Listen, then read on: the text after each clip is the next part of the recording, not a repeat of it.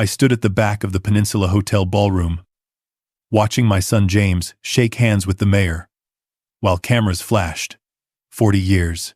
40 years since I'd started Carter Construction with nothing but a used pickup truck, a toolbox, and a dream. The banner behind the stage read Carter Construction. 4 decades of excellence, in gold letters that probably cost more than my first 3 contracts combined. Ladies and gentlemen, James's voice boomed through the microphone, his $1,000 suit gleaming under the chandelier lights. Tonight, we celebrate not just 40 years of building San Diego's skyline, but the beginning of a new era. I'm thrilled to announce that we've just secured the contract for the Harbor Bay Development Project, a $200 million project that will define this company's future. The applause was deafening. I saw my daughter Rebecca stand up, her designer dress catching the light as she clapped enthusiastically. My ex-wife Patricia, sitting at the family table with her new husband, dabbed at her eyes like she'd been there for any of it. She'd divorced me 20 years ago. Said, I cared more about concrete than her. Maybe she was right, but I'd made sure she never wanted for anything, even after she left. I want to thank everyone who made this possible, James continued, his voice dripping with false humility. My incredible mother, Patricia, for her unwavering support and business guidance over the years. I watched Patricia smile and wave. Business, guidance. The woman who couldn't read a blueprint if her life depended on it. My brilliant sister, Rebecca, whose financial acumen transformed this company from a small operation into the powerhouse it is today. Rebecca stood again, modest and professional. Financial acumen. She joined the company 5 years ago with an MBA and immediately started spending money we hadn't earned yet. And of course, the dedicated team who worked tirelessly on this bid. Sarah Chen, our incredible lead architect. Marcus Rodriguez, our operations genius. Tom Williams, whose connections in City Hall were invaluable. Tom Williams. Tom Williams. He kept going, thanking people I'd never heard of, people who'd been with the company for maybe 2 years. The applause continued. I waited. Surely he'd mention me, the man who'd built this company from nothing, the man who'd taught him everything he knew about construction. And finally, James said, and I felt a flutter of something hope, maybe, or just stupidity. I want to acknowledge the man who started it all. My father, Tom Carter, the retired site supervisor, who's finally stepping aside to enjoy his golden years. Dad, where are you? Retired site supervisor. The words hit me like a wrecking ball to the chest. 40 years. And I was the retired site supervisor. A spotlight found me at the back of the room. Everyone turned to look. I heard polite applause, the kind you give someone at a retirement party when you're ready for them to leave. James beckoned me to the stage. I walked forward, my dress shoes bought specifically for tonight, clicking on the marble floor. Each step felt like walking to my own funeral. Come on up, Dad, James said, his smile wide and empty. I have something for you. I climbed the stairs to the stage.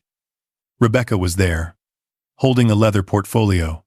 She handed it to James, without looking at me. Dad, James said, turning to face me, while keeping his body angled toward the audience. You've given this company 40 years of your life. You taught me the value of hard work, dedication, and showing up at 5 in the morning. Polite laughter rippled through the crowd. Now it's time for you to rest, to enjoy retirement, to finally take that fishing trip you've always talked about. He opened the portfolio and pulled out a thick stack of papers. I've prepared everything. Retirement papers, pension paperwork, transfer of your remaining shares to the family trust. All very generous, I promise. Just a few signatures, and you're free. I looked at the papers, saw my name on the top sheet, saw voluntary retirement and relinquishment of operational authority, and transfer of Class A shares. I looked up at James, really looked at him. When had my son's eyes become so cold? There's even a bonus, Rebecca chimed in from beside him, her voice sickeningly sweet.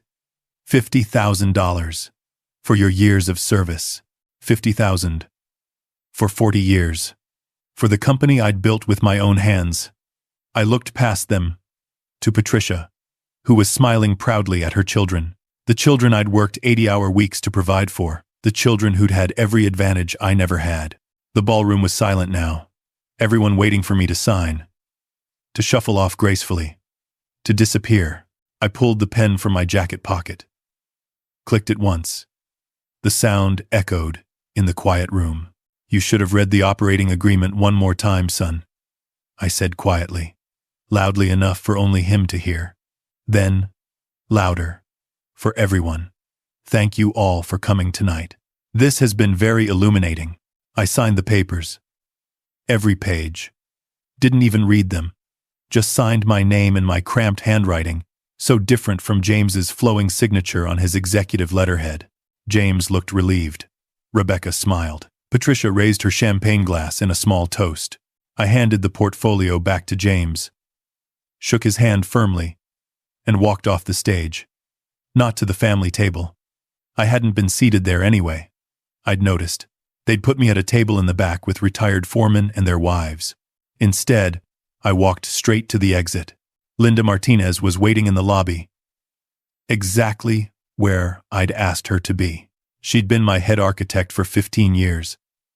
The person who'd actually designed half the buildings James was taking credit for tonight. She was also, over the past year, someone who'd become much more than a colleague. How bad was it? She asked, reading my face. Site supervisor, I said, 40 years. And I was introduced as the retired site supervisor. She touched my arm gently. Did you sign? Every page. Then it's done.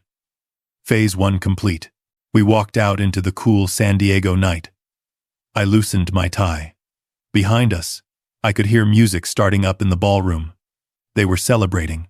Why wouldn't they be? They'd just gotten exactly what they wanted. What they didn't know, what James hadn't bothered to read, in the operating agreement drafted 35 years ago, was that retirement papers didn't mean a damn thing when the signer wasn't actually an employee. I'd never been an employee of Carter Construction. I was the sole owner of CC Holdings, LLC, which owned 100% of Carter Construction, Inc. James and Rebecca had positions in the operating company. They had fancy titles and good salaries. They even had shares, Class B shares, which I'd given them years ago. Shares they thought made them owners. But Class B shares were non-voting. Decorative.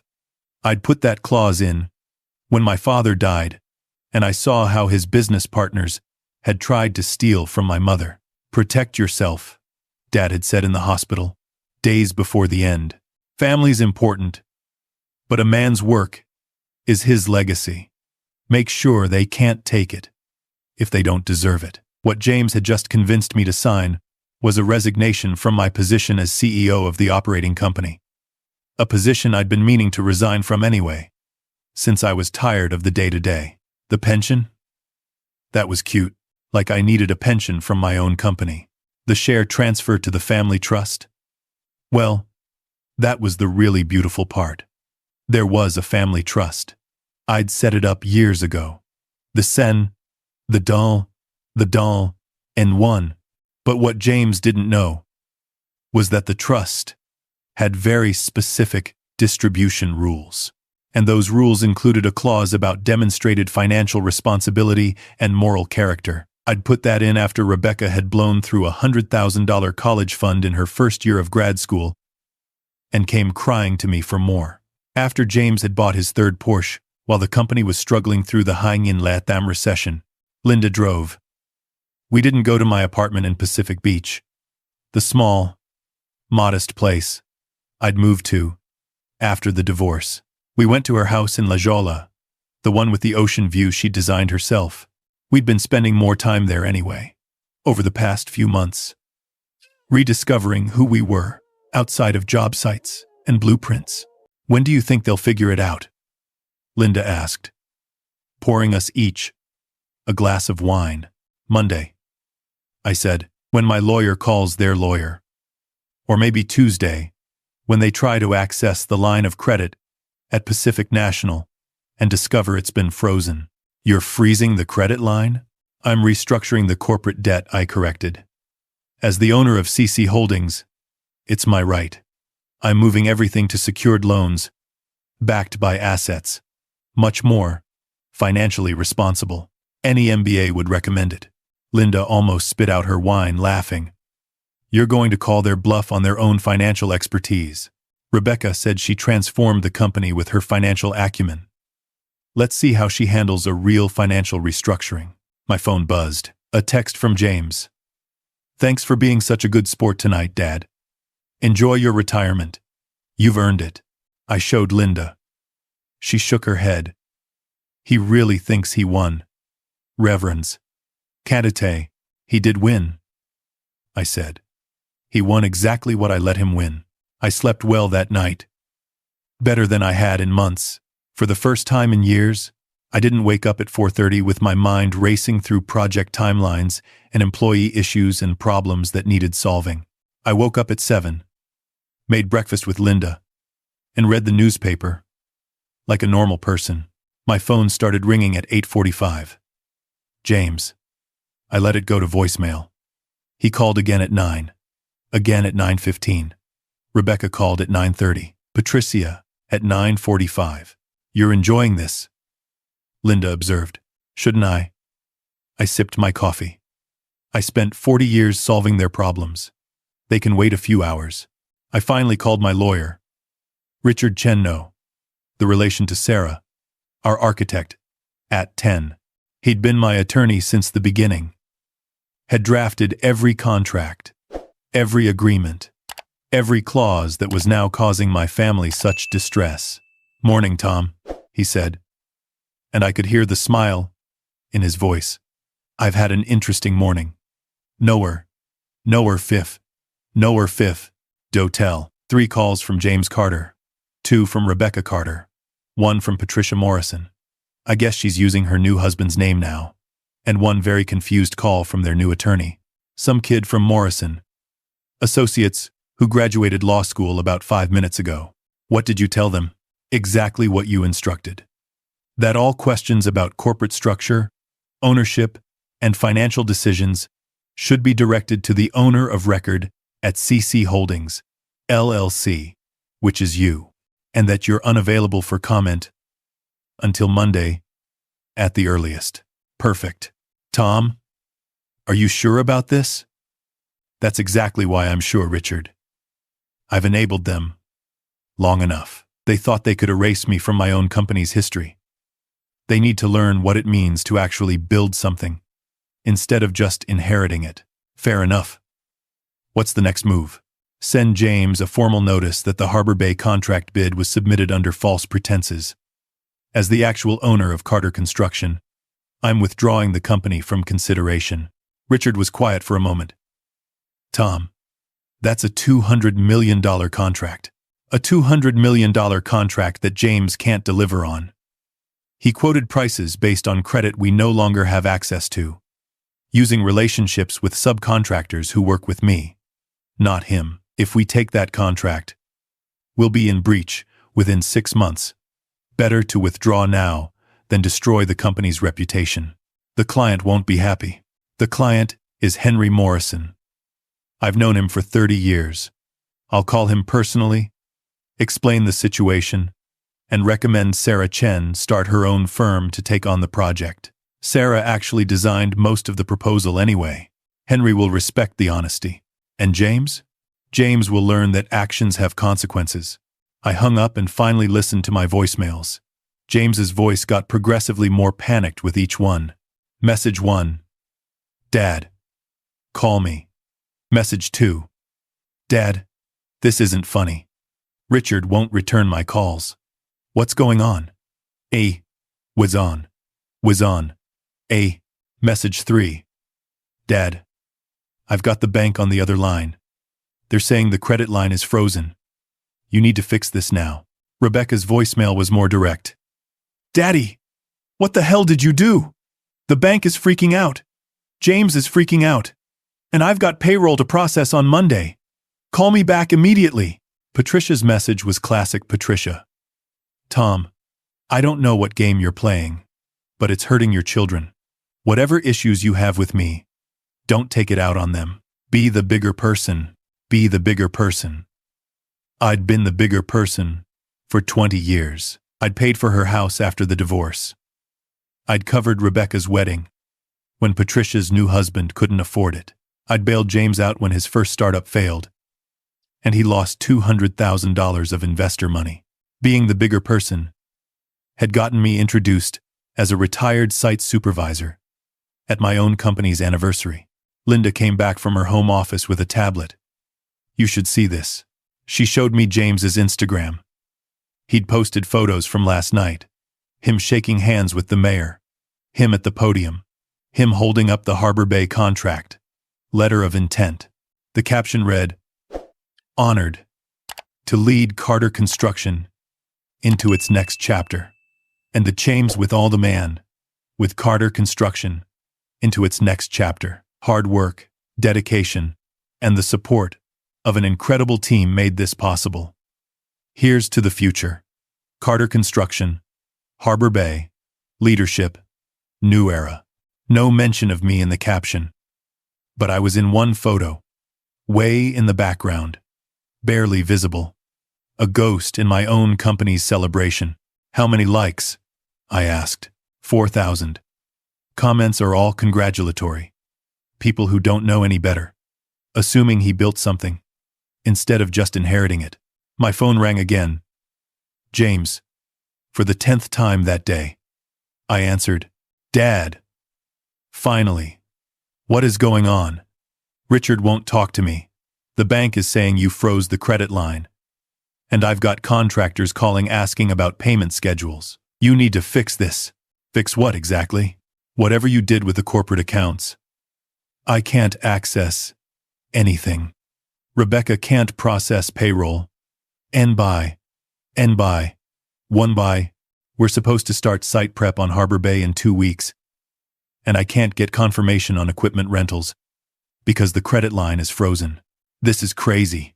Is it? I kept my voice calm. Or is it just responsible financial management? Rebecca's the CFO. Right? The one who transformed the company with her financial acumen. She should understand the importance of secured lending in a restructuring environment. Restructuring? What restructuring? You retired. You signed the papers.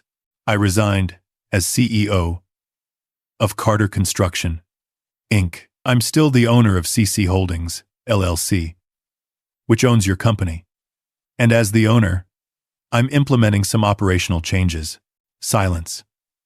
I could hear James breathing, could almost see him trying to understand what I'd just said. You can't do that. I can. And I have. Richard has all the documentation if you'd like to review it. The operating agreement is very clear.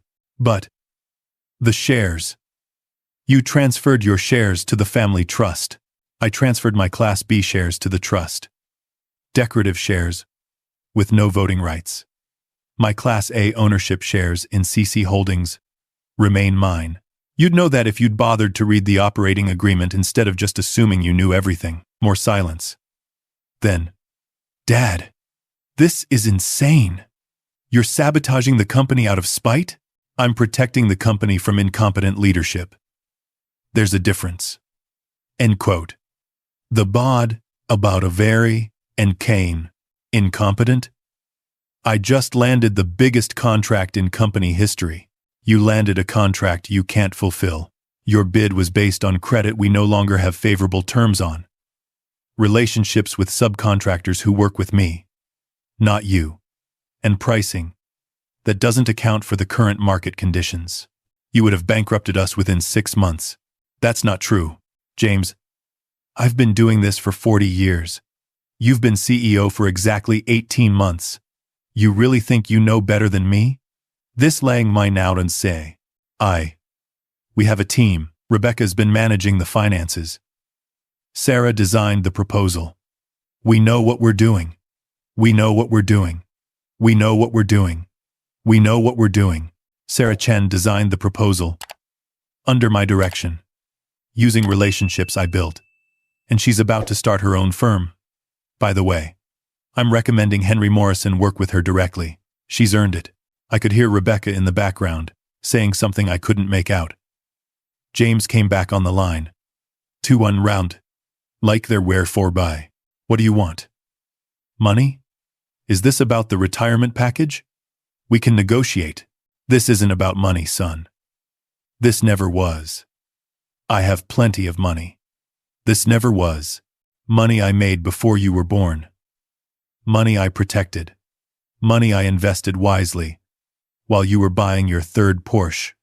During a recession. Then what is this about? It's about respect. It's about recognizing who built what.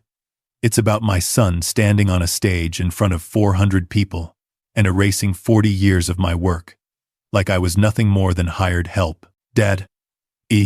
Site supervisor. You introduced me as a retired site supervisor, James. Do you have any idea how that felt? After everything I did? After every sacrifice I made? His voice got quieter. I didn't mean it like that.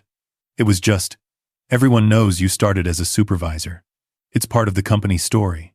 Humble beginnings and all that. Humble beginnings. I was never a supervisor for anyone but myself. I started this company. I built it from nothing. I taught you everything you know about construction, about business, about being a man, and you thanked everyone from your mother who divorced me and wanted nothing to do with the company, to the janitor. But you couldn't even acknowledge that I was the founder? You're right. I'm sorry. I screwed up. But destroying the company isn't going to fix that. I'm not destroying anything. I'm restructuring. There's a difference. Restructuring into what? That depends on you and Rebecca. We'll talk Monday. My office, 9A. Come prepared to have an actual conversation about the company's future. And James? Read the operating agreement this time. All of it. I hung up before he could respond. Linda was watching me from the kitchen doorway. How do you feel? Doan. Tired, I admitted. But good. For the first time in a long time, I feel like I'm actually standing up for myself, instead of just accommodating everyone. You think they'll show up Monday? They don't have a choice. Without my approval, they can't access company funds, can't hire or fire anyone significant, can't make any major business decisions. Rebecca can't even process payroll without my authorization. That seems harsh. It's what I should have done years ago. I let them think they were running things when really I was just staying out of their way, fixing their mistakes behind the scenes, covering their poor decisions with my relationships and experience. All that did was make them arrogant and ungrateful. My phone rang again. Patricia. This time, I considered not answering, but Linda gave me a look. Tom. Patricia's voice dripped with artificial sweetness. I think we got off on the wrong foot. Can we talk? Adult to adult? We're not married anymore, Patricia. I don't owe you any conversations. This isn't about us. It's about the kids. They're upset, Tom. Rebecca called me in tears. You're freezing her out of her own company. It's not her company, it's mine. That's semantics. You gave them positions, responsibilities. You can't just take that away because your feelings are hurt. My feelings aren't hurt, Patricia. My eyes are open. Our children think they built something they inherited. They think titles and offices mean they earned something. My feelings aren't hurt. They've taken my, faded. They earned something. My feelings aren't hurt. My feelings aren't hurt. Last night proved they have no idea what it takes to actually create something of value. So you're going to punish them? Tom.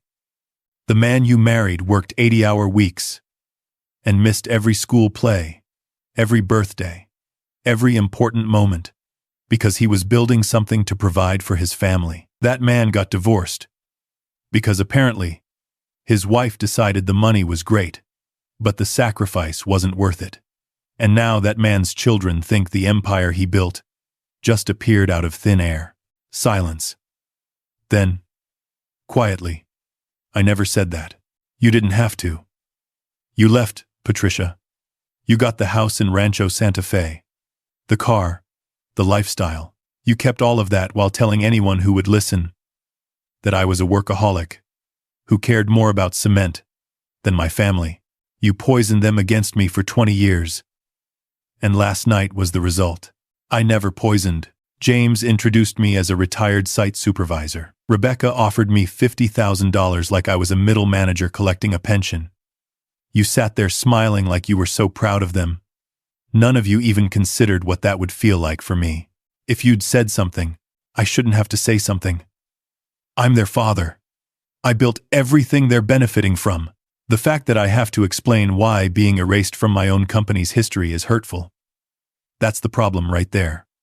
Patricia. I heard her breathing on the other end of the line. When she spoke again, her voice had lost its sweetness. Fine. You want to blow up their lives? Go ahead. But don't expect them to thank you for it when this is over. You're burning bridges, Tom. You'll end up alone. I'm 64 years old, Patricia. I've spent the last 20 years alone while still providing for all of you. At least now I get to be alone, on my own terms. I hung up. Linda handed me a fresh glass of wine. That was intense. 20 years of built-up resentment tends to be intense. Do you regret any of it? I thought about that. Thought about James's panicked voice, Rebecca's tears that Patricia mentioned, the life I'd known for 40 years, changing in the span of a few signatures. No, I said finally. I regret not doing it sooner. I regret not doing it sooner. The weekend passed slowly. I didn't answer any more calls from James or Rebecca or Patricia. I did call Sarah Chen, our lead architect, and had a long conversation about her starting her own firm. She was excited, nervous, grateful. I connected her with Richard to set up the LLC, introduced her to my contact at the bank for a line of credit, and sent an email to Henry Morrison, recommending her for the Harbor Bay project. You know James is going to lose his mind when he finds out you're helping Sarah leave, Linda said. And it quit.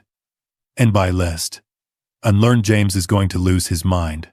James needs to learn that loyalty works both ways. Sarah's been with us for 10 years. She's brilliant. She designed most of James's incredible proposal. She deserves to build her own legacy, not be trapped working for someone who takes credit for her work. Sunday evening, I got a text from Rebecca. Just 2 words. I stared at that message for a long time. Remembered when she was 5 and called me daddy every other word. Remembered teaching her to read blueprints when she was in high school. Remembered walking her down the aisle at her wedding and crying because my little girl was all grown up. Then I remembered her standing on that stage, smiling as James introduced me as a retired site supervisor. Remembered her offering me $50,000 like I was disposable. Remembered that she hadn't called me daddy in months until she needed something. I didn't respond.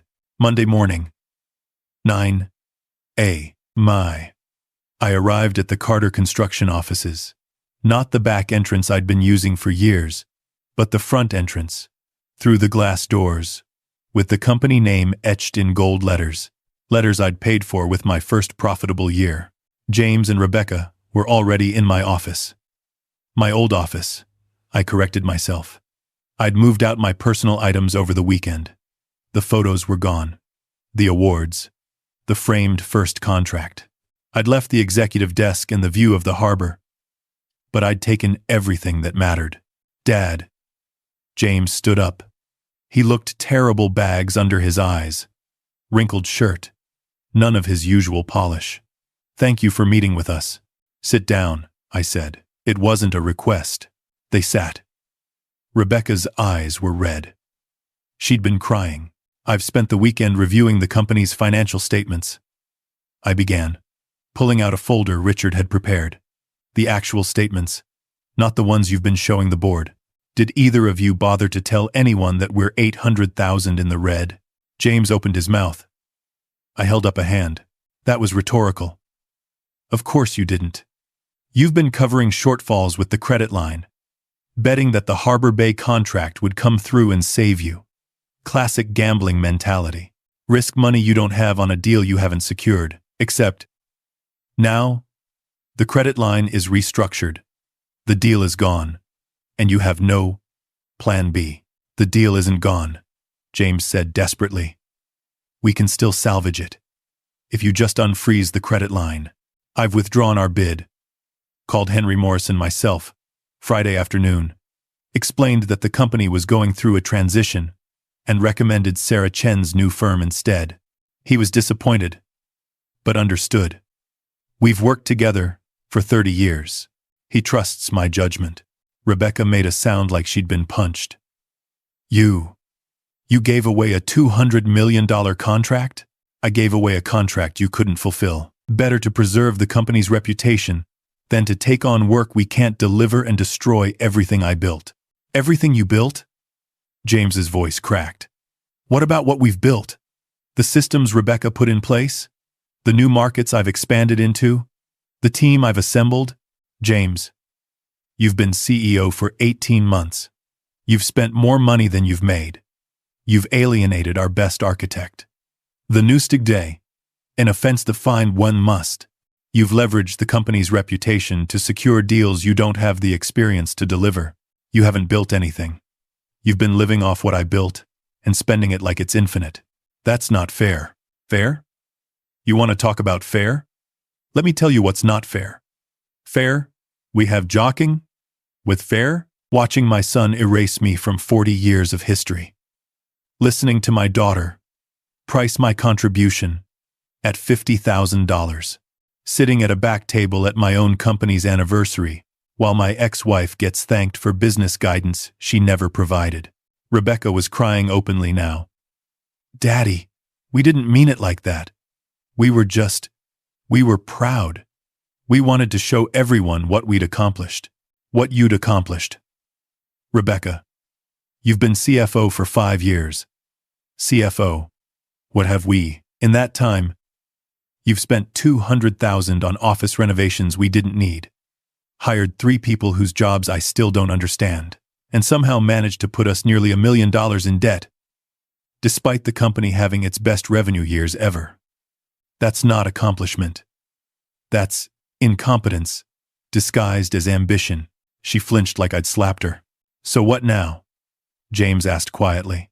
You fire us? Take everything back?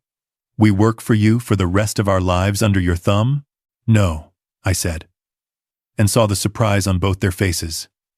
I'm not firing you. I'm giving you a choice. I pulled out 2 more folders. Slid one to each of them. Option 1.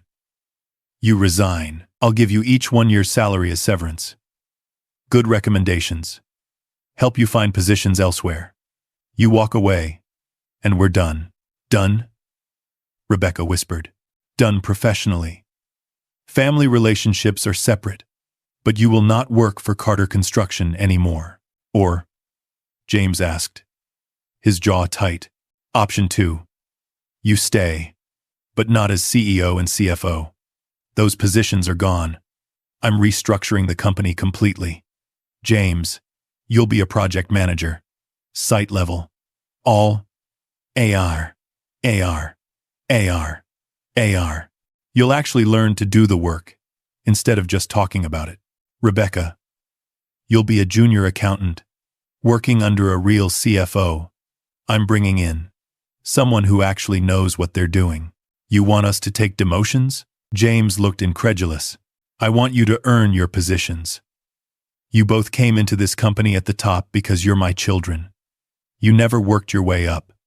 Never learned the business from the ground level. Never earned anyone's respect. This is your chance to actually do that. At a fraction of our current salaries, Rebecca said bitterly, flipping through the proposal, at salaries appropriate for your skill level and experience. You'll get raises as you prove yourselves. Promotions as you earn them. Just like every other employee. This is humiliating, James said. No, I corrected. Humiliating was Friday night. This is education. You want to run a construction company? Learn how to actually build something first. They looked at each other. Some silent sibling communication. I couldn't read. And if we choose option 1? Rebecca asked. We're just done? You get your severance, and we each go our separate ways professionally. I'll still be your father. You'll still be my children. But you won't be part of Carter Construction anymore. You'd really do that? James's voice was hollow. Just cut us out of everything you built? You cut me out first, I reminded him. Retired site supervisor, remember?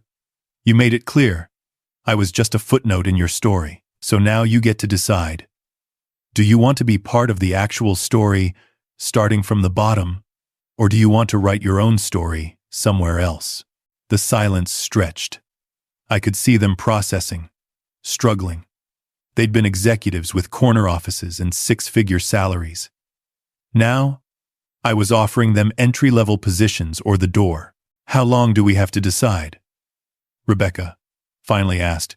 End of business today. If you choose option 2, you start tomorrow at 7 a.m. My site time, not executive time. Steel toe boots and hard hats. James, you'll be on the Hillcrest project. With Miguel Rodriguez. He's the best project manager I have. Learn from him, Rebecca. You'll be in the accounting department with Helen Park. She'll teach you how we actually track money in this business. I stood up. Meeting over. Dad. Wait, James said. I'm sorry. About Friday. About everything. I didn't realize. I didn't understand. I know, I said. That's the problem. You didn't understand because you never had to. Everything was always just there. The money, the company, the lifestyle. You never had to build anything. So you don't know what it takes. Maybe now you'll learn. I walked out, leaving them with their folders and their choices. Linda was waiting in the parking lot. We were heading to the harbor to look at a sailboat I was thinking of buying, something I'd never had time for before. How did it go? She asked. We'll see. They have until 5 May to decide. Do you think they'll stay? I don't know. Part of me hopes they do. Another part thinks it might be easier if they don't. Easier for who? For them. I'm not going easy anymore. If they stay, they work, they earn it. No shortcuts, no special treatment. That's not going to be fun for kids who are used to getting everything handed to them. My phone buzzed. A text from Patricia. I hope you're happy. You've destroyed everything. And then, I showed Linda. She shook her head. She still doesn't get it.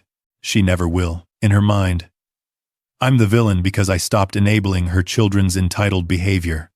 That's fine. I've been the villain before. In that it is I'll. I've been the villain before. I've been the villain.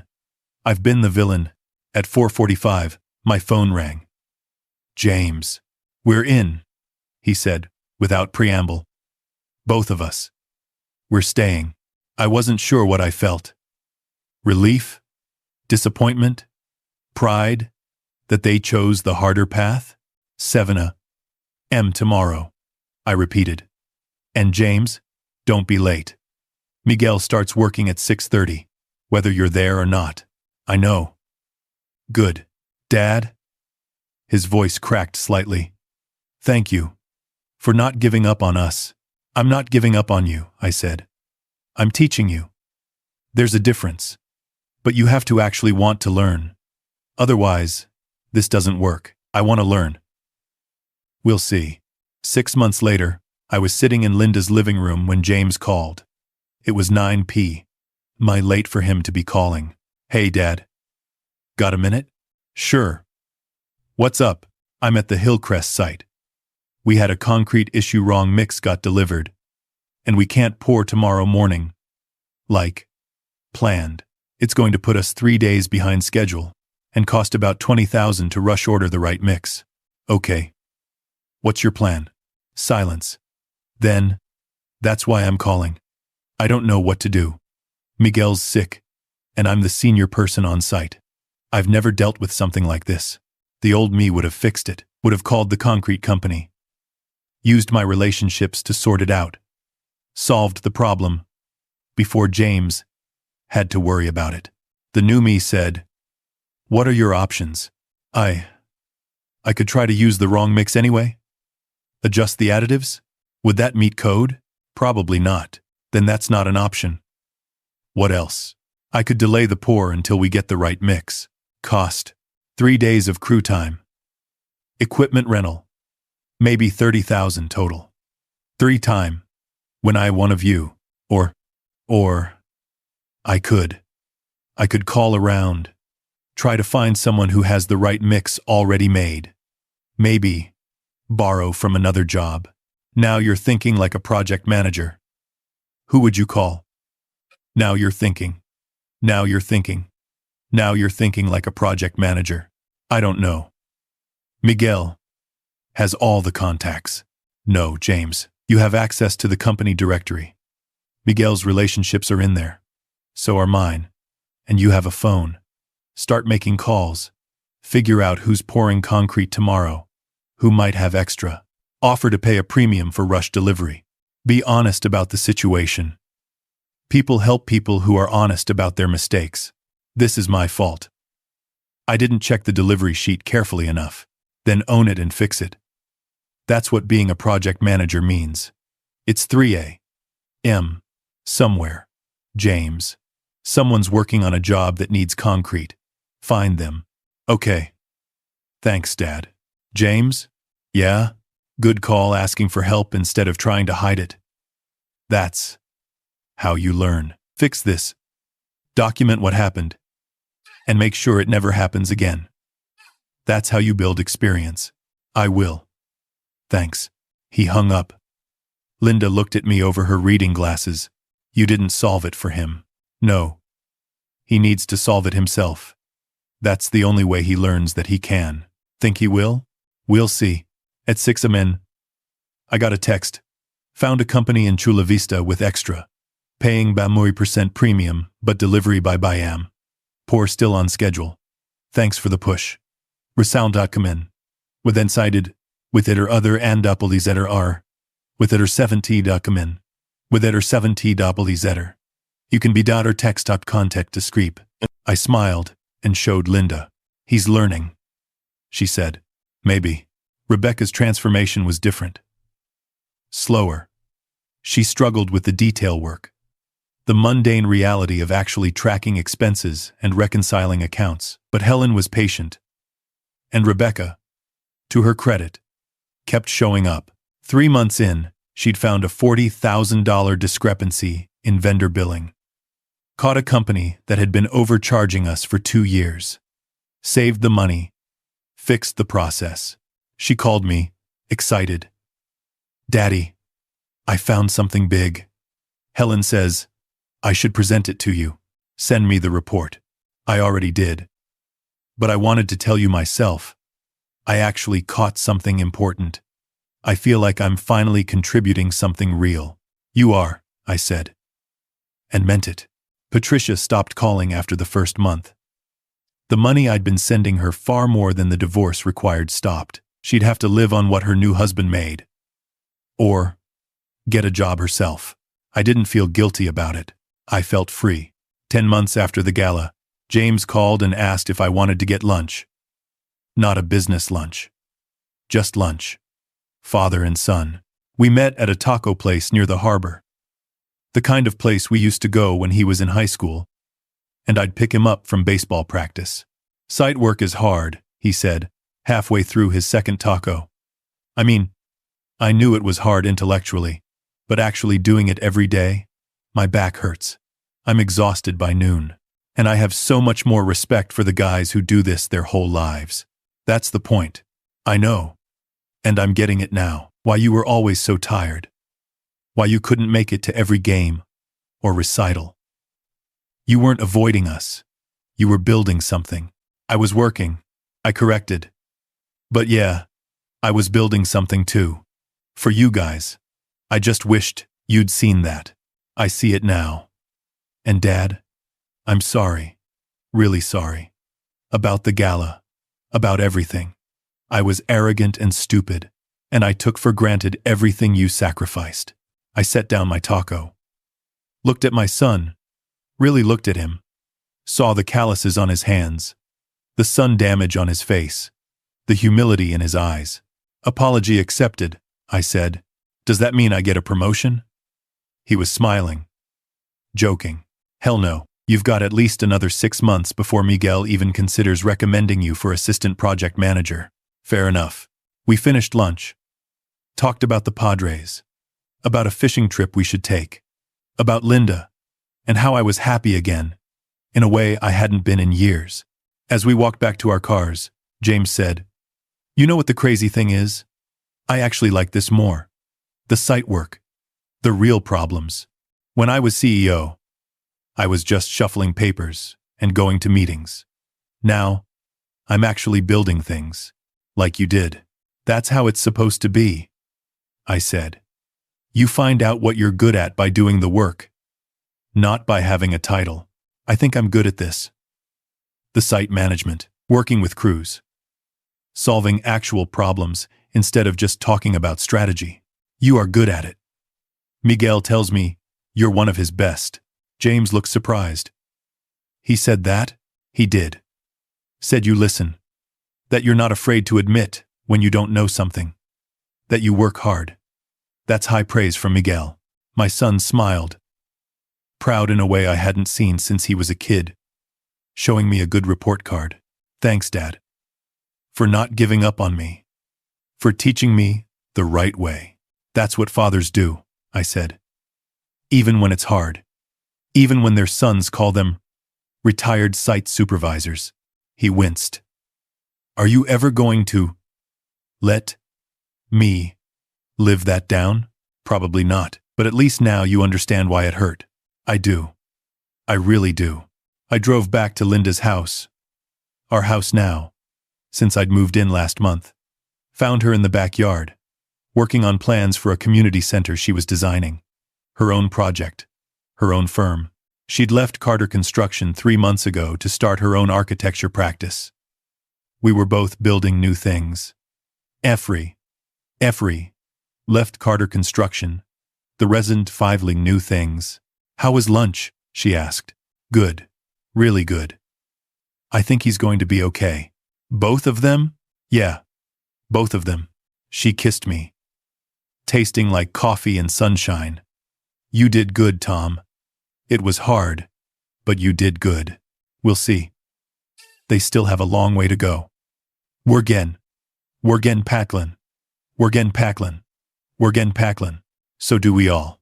That night, lying in bed, I thought about the gala, about standing in the back of that ballroom, watching my son erase me from 40 years of history. About how much that hurt.